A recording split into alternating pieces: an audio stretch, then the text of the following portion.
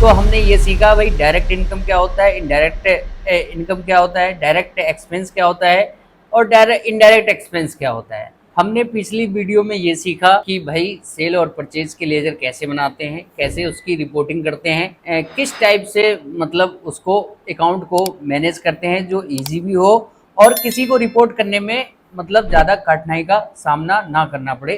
तो अब हम लेजर बनाएंगे डायरेक्ट इनकम के, जो मतलब फैक्ट्री संबंधित जो भी मतलब खर्चे होते हैं फैक्ट्री के अंदर, जैसे मानो वेजेस, तो ये हमारा हो गया डायरेक्ट एक्सपेंस। इस पे जीएसटी नॉट एप्लीकेबल कर देंगे और वेजेस के आगे आप ये लिख सकते हैं वेजेस एक्सपेंस।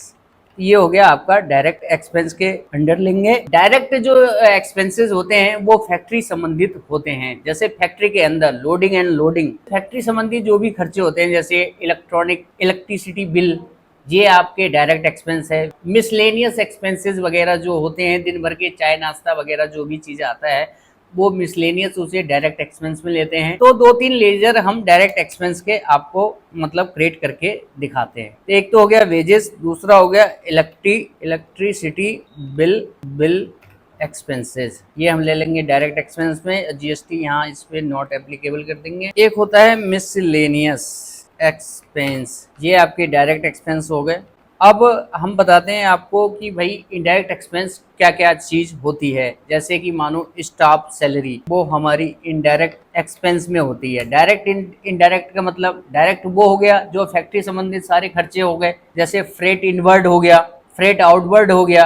तो फ्रेट इनवर्ड है वो डायरेक्ट एक्सपेंस है और फ्रेट जो आउटवर्ड है वो इनडायरेक्ट एक्सपेंस है। तो यहाँ स्टाफ सैलरी आप इनडायरेक्ट एक्सपेंस के, ये स्टाफ सैलरी इनडायरेक्ट एक्सपेंस की एक लेजर मैंने आपको बना के दिखाया है। और किसी भी प्रकार का, जैसे मानो बैंक को कोई कमीशन चार्ज करता है, जो बैंक कमीशन चार्जेस हैं वो भी हमारा इनडायरेक्ट एक्सपेंस होता है। और बैंक इंटरेस्ट एक्सपेंसेस, किसी प्रकार का भी किसी भी तरह का अगर आप किसी को इंटरेस्ट पे कर रहे हैं तो वो हमारे इनडायरेक्ट एक्सपेंस के ग्रुप में जाता है। जैसे मानो आपके पास कार है या मोटरसाइकिल है, उसके मेंटेनेंस वगैरह जो होते हैं, जैसे vehicle running and maintenance expenses, ये भी हमारा इनडायरेक्ट एक्सपेंस का एक पार्ट है। ये भी जो खर्चे हैं वो इनडायरेक्ट एक्सपेंस है। कहीं पे आप घूमने वगैरह जाते हैं, टूर एंड ट्रेवलिंग, ये भी हमारा इनडायरेक्ट एक्सपेंस के ग्रुप में होता है। अब इसी प्रकार होता है डायरेक्ट इनकम। डायरेक्ट इनकम ये होता है कि किसी भी चीज से आपने कमीशन पे माल किसी का सेल किया, आपकी कोई आड़त है, आपने गेहूं लिया फार्मर से और किसी फ्लोर मिल वाले को आपने सेल कर दिया, तो उसने जो आपको कमीशन दिया उस कमीशन को हम डायरेक्ट इनकम में लेते हैं। कमीशन, अगर आपको कहीं से कोई कमीशन मतलब आता है तो उसे हम लेते हैं डायरेक्ट इनकम में लेते हैं। इसी प्रकार से जैसे मानो बैंक का जो इंटरेस्ट था, बैंक का इंटरेस्ट था तो हमने इनडायरेक्ट एक्सपेंस में लिया। अब बैंक ने हमें इंटरेस्ट दिया तो ये हमारे लिए इनडायरेक्ट इनकम हुआ। जैसे interest on SB account, saving account में भाई अक्सर लोगों को ब्याज मिलता है, तो वो हमारे जो ग्रुप होता है वो इनडायरेक्ट इनकम का होता है। जैसे आपने कहीं किसी बैंक में कोई एफडी वगैरह कराया है, वहाँ से कोई इंटरेस्ट मिला, वो हमारे इनडायरेक्ट इनकम हुआ। जैसे आपका कहीं किसी में मतलब कोई सिक्योरिटी किसी कंपनी में डिपॉजिट है, उसने अगर आपको उस सिक्योरिटी अमाउंट पे जो इंटरेस्ट दिया वो हमारा इनडायरेक्ट इनकम है।